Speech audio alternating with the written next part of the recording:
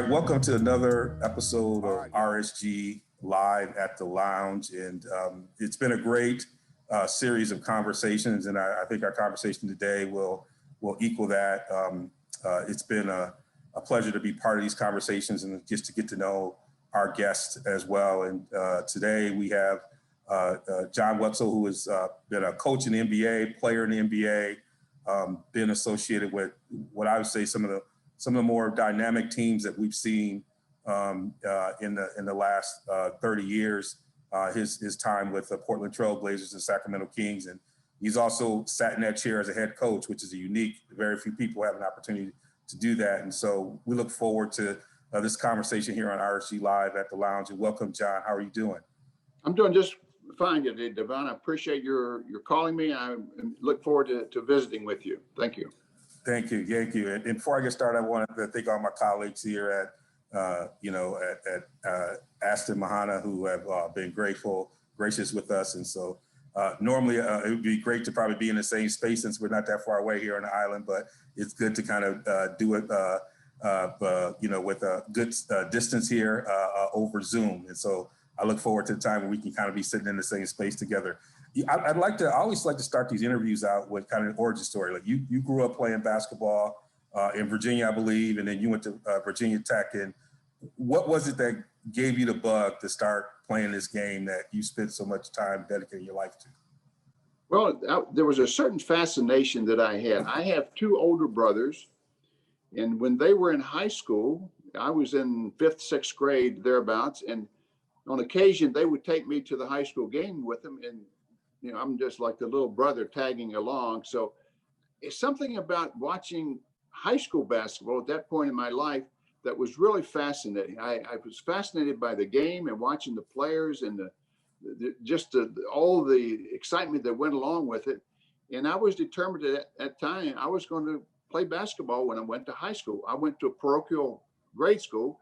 We had no sports, so I didn't play formally until I was a freshman in high school. And I had made up my mind when I saw the game that I wanted to participate and be part of that.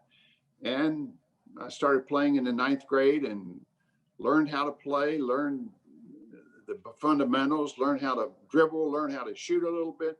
And gradually through my high school career, I got bigger, I grew, and I got better. I really wanted to be a player. And I would work on my skills. I would work in the summer by myself. At that time in Virginia, it was hard to get the guys to go play in the summer. It was kind of warm, hot, and humid. And I'd go to the middle school and shoot by myself, and spend a lot of time just by myself working on my skills. And gradually, I got better. And by the time I was a senior, I was part of a very good team, and caught the eye of Virginia Tech, among other schools, and decided after visiting that that's where I wanted to go to school and continue my career and to get my education. So you go to Virginia Tech. You're there. You're playing in the 60s. Lots going on. You're building your game up. When did you know that you had the skills to play in the NBA? When did you feel like, wow, okay, I'm someone that has the potential to be drafted? Well, I really didn't know until probably halfway through my senior season. I got a letter of inquiry. I think it was from the St. Louis Hawks. They asked questions to evaluate myself about my skills, what my talents were, what my pluses were, and what I needed to work on. So when I got that, I thought, well, maybe somebody out there is paying attention. And lo and behold, I got drafted by the Lakers. They had seen me play. We played in the all-college tournament in Oklahoma City. It was an 8-team tournament, and we had a good tournament. I had a good tournament, and they saw me. Their general manager was there, and so they picked me. And I think I was a 7th-round pick. So at the time, Devon, there were only 10 teams in the league. And I think the year I got drafted, there may have been only 8. So there wasn't a big pool of players and a big pool of teams picking. Now there's 30 teams, and it's a little bit easier to get drafted. And I was really happy, and I had worked hard to do that. And when I got to rookie camp, I looked at the guys that were drafted ahead of me, and 3 or 4 of them I had played against in college. And I thought to myself, I'm just as good as they are. There's no need for me to feel poorly because I was drafted late. And I just went and worked my tail off and was in condition when I went, and I outlasted a lot of the guys that just kind of fell by the wayside. And it was what I wanted to do. And I think I had an inner drive that I think some of the others didn't have. It didn't mean as much to them. And I could see by their attitude and their practice habits that if I just kept working, that I was going to come out the other end okay, and which I did. So on that team, who did you have on that Laker team with you when you were on there? Was that Jerry West on that squad? Or? Yeah. Yes. Yeah. I was drafted in 1966, and then I broke my wrist, and so first year I actually played was 1967. Jerry West, Elgin Baylor. Yeah. Our centers were Darrell Imhoff. Our backup center was Mel Counts. We had a small forward by the name of Tommy Hawkins. Gail Goodrich was on that team. Archie Clark was on that team. We had some real talented players, and we actually went to the finals against Boston and lost to Boston, as happened often with the Lakers. So, I mean, you had a chance to see, Russell play. You played with Wes. What kind of player was Wes? I mean, what was it? I mean, obviously a great shooter. I mean, for a lot of our listeners across generations and reflecting back on it, they don't have a sense of how good he was, but, and Elgin Baylor. I mean, Elgin Baylor put up numbers. I think he doesn't get talked about enough.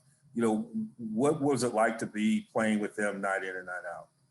Well, for me as a young player, a wide-eyed rookie, it was an education. I was enthralled with watching West and Elgin.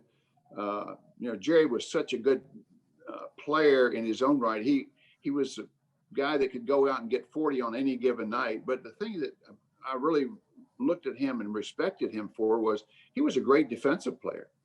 He had great long arms, good hands. He could play the passing lanes. He could force opposing guards into making mistakes because of he was a real deceptive, quick player. And Elgin was 6'5", and my goodness, was he a rebounder for his size and had great strength, could really play in traffic. And, Elgin was another guy that those two together could, they would get 50, 55 points, just like, I'd go out and get 6 or 7 points. They were so good. And the thing that was so admirable for me to watch them was the number of minutes that they were able to play. Jerry could go out and play 46 minutes. We played back-to-back games. Tomorrow night, he'd go out and play 45 minutes, and he was able to sustain it. And Elgin would do the same thing. And those guys together just were terrific. And for me as a young player, it was such an experience to watch these guys. And you had to be careful that you don't become a spectator and forget about yourself. You got to go out and do the same kind of thing at a lesser level, but you got to contribute in your own way. It's interesting, we end up having a lot of debates about, where people are, who's great, who's that, and you always get into the kind of the ring counting philosophy. But when you think about, people like Baylor and West, being in that time period, like you said, where there weren't that many teams, and then you had Boston and Russell. And so you had teams, you're always meeting in the finals and folks winning, but somehow those rings begin to diminish greatness when you talk about, people like, obviously Baylor and West and Goodrich, you also added in there, forgetting how great players are without ring counting. It's one of those things that we often see a debate and people don't really analyze who the players are. Well, I think especially during that time period with less teams, Boston, let's face it, Boston had the most talent. Yep. With Russell in the middle, Russell, he directed the whole team from the defensive end. And they had Casey Jones and Sam Jones and John Havlicek and Frank Ramsey. They had a whole list of players that were all pro players. And so the reason that they won year after year was because they were the better team, let's face it. And other teams, like especially the Lakers, they played second fiddle for years on end. And finally, I think it was 1972, they finally broke through and won a championship. But I don't think you should, we as fans should diminish the greatness of the players around the league that didn't win a championship. Look at Karl Malone, look at John Stockton, more modern. Those guys were terrific players, didn't win a championship. So it shouldn't be judged on the number of rings that you win as to how good you were. So you make this transition into coaching and, work as an assistant. What was that like when you crossed over into the coaching side of the game and begin, obviously developing players and being part of a staff? What was that journey like for you? And what kind of, what influenced your philosophy to coaching? What kind of directly help, you develop as a coach? Well, I came, the last year I played, 1976, the year that I was playing for the Suns, and we lost to Boston in the finals that year. And that's the famous triple overtime game. Yes. And then I came back, I played for John McLeod, who really tried to get me back as an assistant coach. Well, I was gone out of the league for a couple of years, and then they decided to hire a second assistant, and they called me about coming back to work for them. And it was a learning experience, obviously, because as a player, you're concerned about yourself. You got to stay in shape. You got to do your extra running and extra conditioning work if you don't play many minutes. And you're looking inside yourself. As a coach, you've got 12 players you've got to look at and manage and see that they're doing the right things, and you practice together. And so you become your responsibilities change from yourself to the group. And I think as a coach too, as a player, when you win games, it's an internal happiness and a feeling of success. As a coach, when you win a big game, you sit back and you watch the players have enjoyment. Mm-hmm. And I think more so that's how the coaches get their enjoyment, is seeing all your guys out there and hooting and hollering and having a good time in the locker room and on the airplane. And it makes it satisfying for coaches in a different way. But it's, coaching takes a lot of time. You have to prepare for practices. You have to prepare for scouting reports for games. And you spend a lot of time in preparation before the main event, the practices and the games. But you spend a lot of time getting ready for those occurrences. And you can't just go show up. People don't understand how much time is spent in preparation to have a finished product, so to speak. And you had a chance, and I always say that, there's a big jump when you move that 12 inches from assistant to head coach, when everyone's looking at you. I always said, even in my world in higher ed, when you move from assistant director and you're the director, when you're sitting at the head of the table, that jump is much bigger than you think when everyone's eyes are on you. You had a chance to do a stint as a head coach. Like, what was that like when you moved and sat in that head coaching seat? How much different was that? What did you learn from that experience as a head coach in the NBA? Well, obviously it is a big step, because now when you become the head coach, it's your responsibility. The product on the floor comes on your shoulders, whereas an assistant, it doesn't necessarily come on your shoulders. And we didn't have a particularly successful season.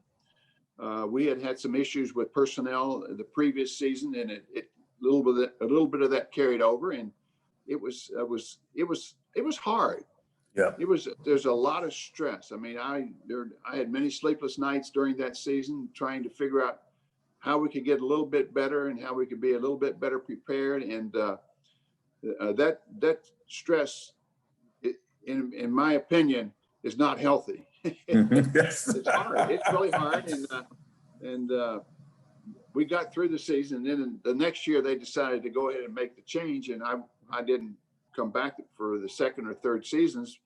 And instead went to Portland as an assistant, which probably for me at that time in my career and in my life was the best thing that happened, because I got hooked up with some very successful teams and had a lot more fun. Yeah, and that's what I want to talk about. When I look at your background and thinking about it, like when I have discussions about NBA teams with folks, And the NBA teams that didn't necessarily win a chip, but are great teams. They were just formidable. Nobody wanted to play them. You actually had a chance to coach. When I look at the teams, two of the teams on the list that always come up when we have discussions, that the Portland team, when you talk about people like Terry Porter and Clyde Drexler, Cliff Robinson, Duckworth, as a Piston fan, watching them battle against the Pistons in the finals, that team battling against the Bulls. I mean, you had a chance to be in that mix. What was it like to be in? And I also think Coach Adelman doesn't get a lot of credit, as much credit as he should, for the kind of great coach he is. He's been over the years. But what was it like to be part of? Let's start with Portland, that Portland group, and making those runs in a very tough Western Conference.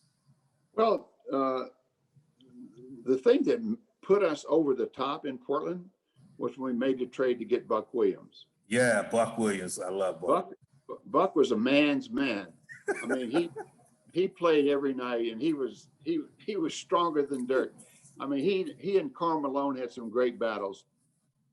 But when we got Buck, I think it got the attention of Clyde Drexler and Terry Porter in particular, and to a lesser degree, some of the other players. But Clyde and Terry were our main guys, really. And it got their attention, and they looked at each other, and you could just see it in practice when we started training camp. There was a look about this starting five. We got a chance to do something here. In our small forward, it was Jerome Kersey, another guy that played his tail off and was just a terrific competitor, one of the best competitors I've ever been around. And that getting Buck was the catalyst. He brought everybody together, even though he wasn't the featured player. He was the common denominator. He was the glue. He was the guy that did the dirty work. He defended like crazy and rebounded, and just he brought a toughness with him that we needed at that time. And from that point forward, we got better and better. And then I think the most wins we had the year we lost to the Lakers in the West, we won 63 games. So that's no small feat there. It's a lot of games. And, they were a joy to be around. They were competitors. They played hard, but we had a healthy locker room. The guys got along, and at that time we were starting to charter, and we'd fly after games, and the guys, and the coaches would kind of sit in the front section and the players in the back, and we could hear them in the back hooting and hollering and laughing. They genuinely liked each other. And it really made it fun for us to be part of that. And just to touch on what you said, Rick Adelman was a terrific coach. He gets very little play. He gets very little credit because he was so understated. Yes. He wasn't the kind of guy that stand up and we win a big game and he'd say, well, I did this and I did this. He gave it credit to the players. He really was a player's coach, and the players loved playing for him. He gave them some leeway, let them play, let them use their talents, and didn't pull the reins back all that. He did when he had to, but most of the time, the players were allowed to play basketball and use their talents, and I think they all appreciated that. And I think about that team. You think about just a recent passing of Cliff Robinson, who was that kind of unique, beginning of this kind of stretch 4 and 5. He could play, he could defend, shoot. Watching him, and like you said, Jerome Kersey, who could get up and down. I just remember him finishing all the time. Duckworth was, this big guy who may give you problems around the rim, take up space in the middle. It felt like y'all had all the pieces there, but you were in a time with some very good teams that you had to get through to get it, and at a time where it was a very physical game. The whistle was swallowed sometimes going through there. When you think about a superstar like Clyde Drexler, what separated him? Like, what was it about Clyde? A lot of the young folks who listen to our podcast, I don't think they know as much about Clyde Drexler as they should. They get a chance to see the 30 for 30 with that featured, when he was at Houston and some of that. But, Clyde was, growing up, he was one of those top 2 or 3, 4 players in the league for a long time. Am I growing up watching basketball? What made Clyde special? Clyde was a physical specimen. He was 6'7", about 220, and was strong as an ox, and could run, could jump over the rim. He had all the attributes of he would have been a great quarter miler. Yeah. He had that kind of talent and foot speed, and he had strong hands from his elbows to the end of his hands. He was as strong as anybody in the league. And if he got his hands on the ball, it was his. And Clyde he used to go inside, and he loved to go take the smaller, he played a 2 guard. He'd take the small guys inside, and he would just beat them up and rebound and post them up. And there were a lot of guys in the league that couldn't guard him, because you take a guy like Jeff Hornacek, 6'4", nice player, good player, but Clyde's 6'7", and he would just take guys like that and just overpower them, and he did that on a nightly basis. And he was a tremendous athlete. And you mentioned Cliff Robinson. Well, we drafted Cliff in the 2nd round. He was projected as a 1st round player. Well, he slipped. I think we picked him at number 36 thereabouts. And he had a little chip on his shoulder when he came to Portland. He expected to have been picked in the 1st round. He expected to be a starter. Well, we had a guy at that small forward spot that he was battling for, Jerome Kersey, and Jerome wasn't going to give up his spot. Jerome said, "No way, you taking my minutes." And it made Cliff a better player, because Cliff really battled Jerome every day in practice.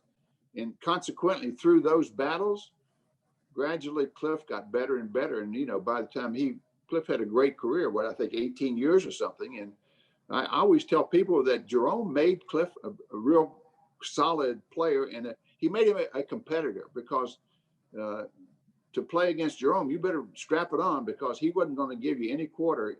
Doesn't matter if it's a game or a practice. He was going to play hard every single night. And then, then you have the point guard, Terry Porter, who came out of the Wisconsin Division III, I think lacrosse or Stevens Point, lacrosse, I believe, and, made noise and always used to make big shots, tough as nails.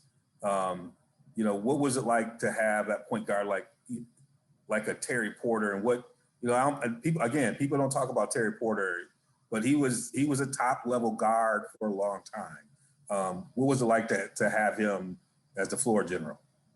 Well, Terry was a great point guard, in the fact that he would do what the coach wanted. He was the coach on the floor, and if the coach made a call and said, "Let's run this and run this play," he would do what he was supposed to do.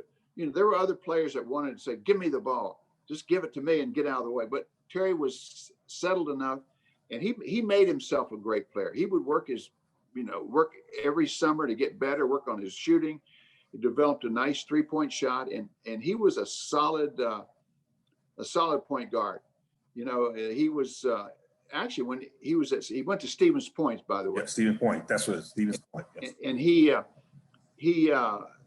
developed into a point guard, because he really, with his play in a small college, he played some with his back to the basket. And he loved it when Rick would say, "Okay, we're going to run. You run down to the post. We're going to throw it on the post." Yep. Terry loved it. His eyes would get big. He wanted to go to work down there.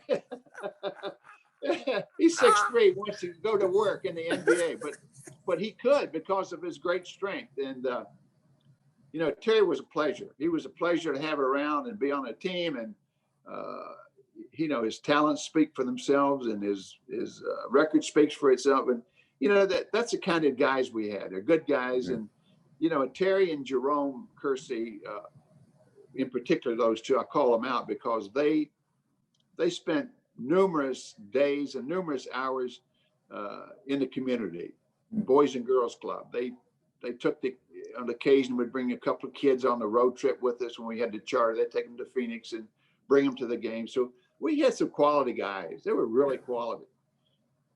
Then you that Sacramento team, with Vlade Divac and Chris Webber. Now that's an entirely different. The game's beginning to change a little bit. You have these bigs who are passing bigs, and they can get up and down the floor. And you got Jackson over there. I think Jackson played at Minnesota. You got a lot of competitive guys in an organization that hadn't seen a lot of winning, right? Which was, the Trailblazers had a history, but Sacramento didn't quite have a history. And now you're in Sacramento building. What was it like to do it in Sacramento with those fans there's legendary fans who are just passionate fans? What was it like to do it in Sacramento? Well, the fans in Sacramento, when we were there, we turned it around. Rick turned it around. The fans have been terrific through the years. They were down and out for years, and the fans kept coming and kept coming and kept coming. Well, to start, when we first got there, it was a lockout year. We didn't start the season until January, and we had to go out and sign Vlade. We didn't have it. We didn't have Vlade signed, and Webb wasn't sure what he was going to do. And we had a guy that they drafted the year before, Jay Will. Yep. Yes. Jay. Jason Williams. Woo! White chocolate. We love him. Oh my goodness! And he was, when we first started, he's our starting point guard, and he did stuff I don't think any of us have seen. The way he could push the ball, he would make 3/4 court passes to the rim, and guys would jump up and dunk it. He was an unbelievable talent. He got us started. He was a guy that fit right in. And when the guys play, he's that kind of guard. If you're playing on a floor, you're on the floor with them, you're going to run the floor. You're going to run as hard as you can, because if you get open, beat your defender, the ball's coming to you, you're going to get a layup. So consequently, we had all of our guys, when we got the ball and he got it in his hands, it's like a track meet.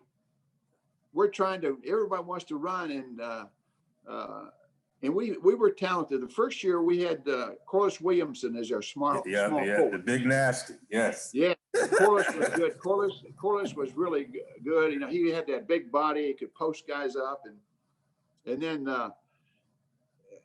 this one Stojakovic had just come in the league, and Peja was playing behind Corliss. Well, Peja's starting to come along. This guy is 6'10" and can make shots from all over the gym. And gradually, we had to increase his minutes. He could do a lot of good stuff. And then gradually, the next season, Peja becomes a starter. So we got Webber, Divac, Corliss. First year we had Abdul Wahad. Yeah. He was a starter, 2 guard. Well, now we get Doug Christie. Yeah. And then we trade Mike Bibby for Jay Will. That was a deal that just happened. They called us and wanted to make the deal. And so we get Mike Bibby, and then Mike was, he was a solid guy too. And we took off. Yeah. We took off, and the interesting thing is that you mentioned Divac and Webber, both post players, both could play at the elbow, and both could pass the ball. Yes. Vlade we had a little series we'd run at the elbow, and Vlade, as soon as he got it, we had run some splits and stuff. And if guys made a mistake defensively, we had layup.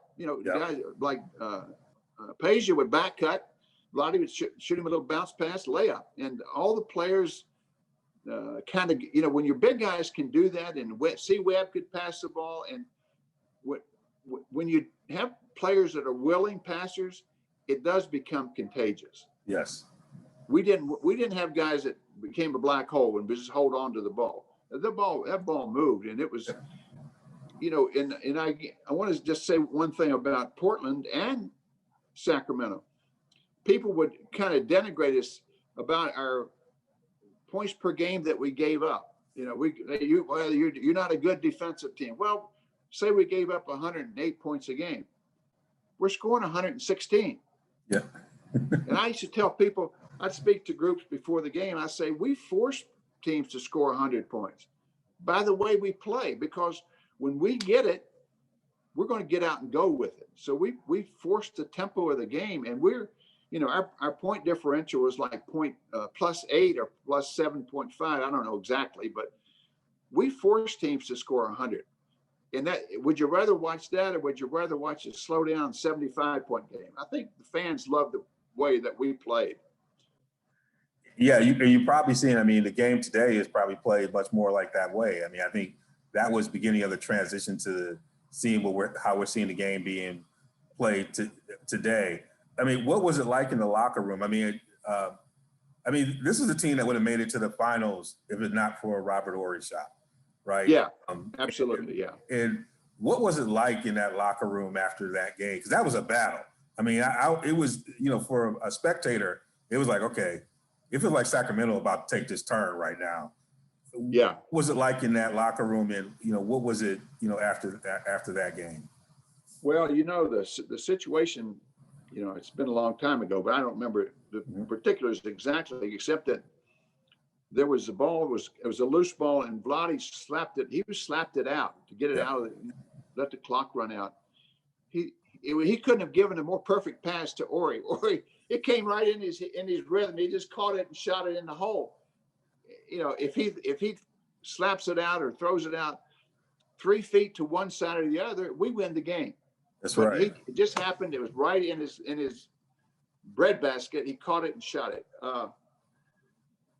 It was devastating. I mean, I think that hurt as much as any loss that I've ever been involved with. You know, it was like deathly silent. Nobody said anything, and you know, Rick was torn up. I mean, it's torn up. We just sat around, and probably 30 minutes, nobody said a word, and you know, gradually guys got up, got to shower, and got going again. But it was devastating. It was devastating. And it's just, you know yourself. The game is an emotional event. That's right. You win a big game like that, and you're full of adrenaline, and you're hooting and hollering, and you're having fun, and by the same token, if you lose it, you're down in the dumps, and it's like your heart's coming out. When you watch the game today, you know, what is it about it that warms you? What are the things that you would love to see different about the game today? You know, what's been your thought about when you sit back and watch the game today? Well, the game is different. I will admit that. I think the biggest difference is the way the game is played. You know, when back in the day when we had Divac and in Phoenix, when I played, we had Neil Walk, and we had Wilt was in the league, and Russell, all those kinds of players. You had a post-up game. Your bigs went inside, you post them up, you feed the post, you run some splits, you run some back cuts, and you work off of that. Well, now your bigs are shooting 3-point shots. Yeah. You know, you look, especially with the influx of European players.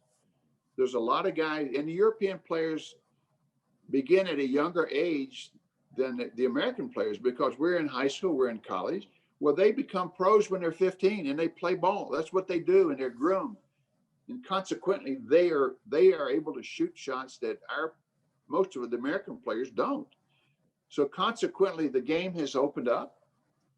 You know, we were taught, you run on the fast break, you have the ball in the middle, you run your two wings, and when you get down, you run for layups. That's right. Well, you watch a fast break now, everybody runs to the corners to shoot threes.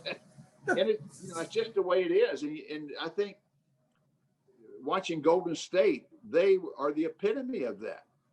They've got talented players. You know, you look at the way they shoot the ball, and there's no fear. And if Steph Curry misses 3 or 4 in a row, he doesn't look at the bench. He's not coming out.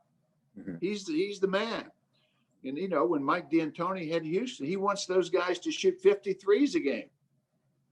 You know, that was never heard of back in the day, and it's changed the game. The game has opened up. You either run for layups or you run for the 3-point line. Yeah. And I would like to see. You know, I know teams run a lot of pick and rolls, ton of pick and rolls, and I'd like to see them get away from that to the reason they run them. It's hard to guard, especially when you run it with a 5 and a 1. You try to create a mismatch or a switch or situation where the guards can take advantage of it, and it's a way that teams can get good shots. But I'd like to see less of that. I think sometimes there's a certain sameness to the game. Yeah. Each teams copy one another, and now everybody runs 30, 40, 50 pick and rolls a game, and I'd like to see them open the game up and run some set plays. Put your centers down and run some sets and see if you can get something without shooting a 3 all the time. But teams are successful doing that, and they're not going to go back. Yeah, and it's interesting because I always say, when I talk about basketball, like, coaches have always looked at stats and data. That you always evaluated it and thought about data. And I think it's been interesting because a lot of this is driven by analytics, and I always say that analytics have a little bit of error. All the statistical analysis has room for unobserved variables, and that's where coaches use instincts, right? That's where people use their feeling. That's where there's I always say with the Moneyball comparisons that the sound of the bat matters as much as what you might see on the data sheet. There's something you do know about a sound of a bat and what that might translate into to winning.